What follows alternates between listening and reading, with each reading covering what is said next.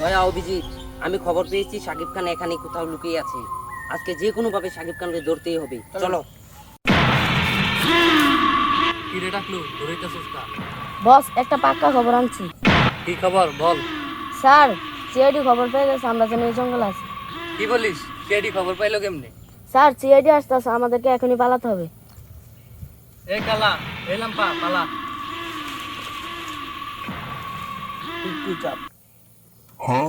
লুম্পু আর এইসব করার জন্য আর সময় পাইছস না।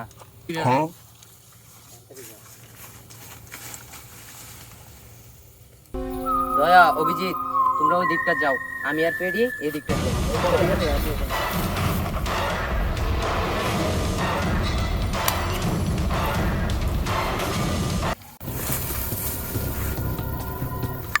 ও মা গো স্যার, কি হয়েছে ফেডি?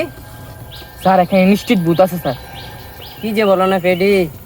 এ দয়া অভিজিৎ, এদিকে আসো। চলো, আরে ডাকতেছে।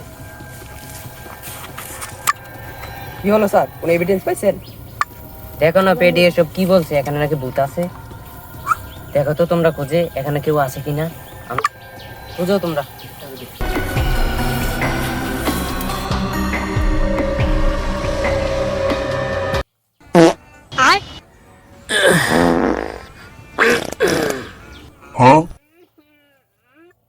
স্যার, সত্যি এখানে একটা আওয়াজ হচ্ছে। চলো দেখি।